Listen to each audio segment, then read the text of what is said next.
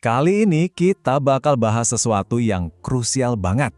Gimana caranya ngatur uang di tahun 2026 dan kenapa strategi investasi yang 5 tahun lalu kerasa aman banget, sekarang justru bisa bikin kita rugi diam-diam. Yuk kita bedah bareng-bareng jebakan finansial modern ini. Coba deh, saya mau tanya langsung ke Anda. Uang yang Anda pikir aman nih, yang ditaruh di tabungan atau deposito, yakin itu beneran aman?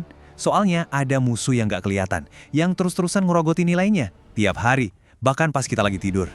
Dan ini dia biang keladinya. Bayangin ya, gara-gara ekonomi global yang berubah, daya beli uang kita itu kegerus 10% lebih cepat dibanding dulu.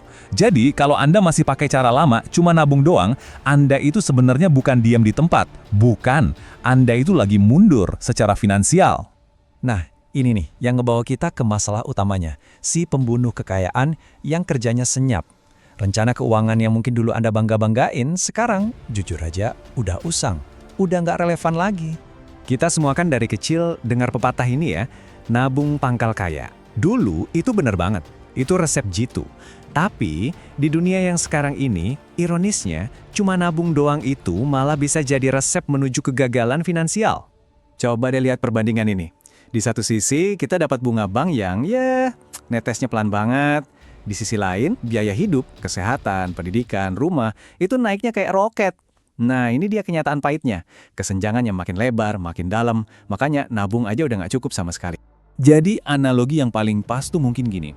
Ngandelin strategi lama itu sama aja kayak pakai payung kertas di tengah badai.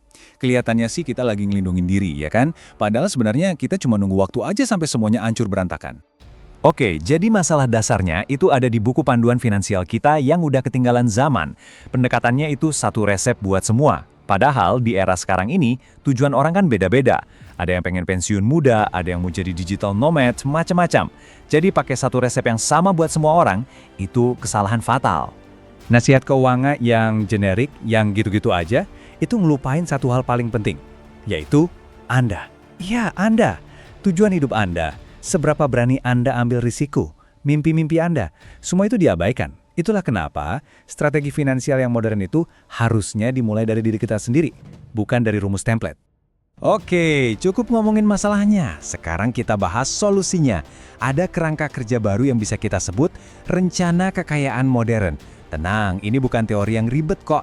Ini cuma 3 pilar praktis buat ngebangun kekayaan di era yang serba baru ini. Ini dia 3 pilar utamanya. Pertama, alokasi aset dinamis. Ini cara baru buat ngelihat portofolio kita. Kedua, integrasi aset digital dan RWA. Ini nih senjata rahasia buat ngelawan inflasi. Dan yang ketiga, tinjauan berkala berbasis AI, biar kita selalu selangkah lebih maju. Oke, sekarang kita bedah satu-satu ya. Pilar pertama, alokasi aset dinamis. Ini bukan cuma sekedar diversifikasi biasa loh ya. Ini tentang ngatur aset kita berdasarkan kecepatan atau seberapa cair aset itu. Maksudnya, seberapa cepat kita butuh uangnya buat tujuan yang beda-beda. Biar gampang, bayangin aja portofolio Anda itu kayak tim sepak bola. Anda butuh pertahanan yang kuat banget kan? Nah, itu kipernya alias dana darurat yang harus super liquid, gampang dicairin. Terus di tengah ada gelandang. Ini aset-aset stabil kayak saham blue chip buat jaga keseimbangan tim. Dan yang paling penting juga di depan ada striker. Ini aset-aset yang pertumbuhannya tinggi buat nyetak gol-gol finansial Anda. Lanjut pilar kedua. Ini senjata rahasia kita. Aset digital dan RWA. RWA itu singkatan dari Real World Assets. Gampangnya, ini aset di dunia nyata, kayak properti atau karya seni, yang dibikin jadi token digital biar lebih gampang diakses. Dengan nyimpen porsi kecil di sini, Anda jadi punya tameng buat ngelawan inflasi ganas yang kadang-kadang bahkan pasar saham aja kewalahan. Terus, komposisinya gimana? Kira-kira bisa kayak gini. 60% di aset stabil sebagai fondasi yang kokoh. 30% di saham yang pertumbuhannya tinggi buat akselerasi. Dan ini yang krusial, 10% di aset digital dan RWA sebagai turbo boosternya. Nah, ini baru portofolio yang dirancang buat zaman sekarang. Pilar terakhir itu soal kecepatan. Udah bukan zamannya lagi nunggu laporan tahunan dari bank. Kelamaan. Pakai tools AI modern, Anda bisa ngecek kesehatan finansial Anda secara real time. Persis kayak lihat dashboard mobil. Jadi Anda bisa ambil keputusan cepat pas ada peluang atau bahaya. Bukan setahun kemudian, pas semuanya udah telat. Semua ini ngebawa kita ke satu kesimpulan penting.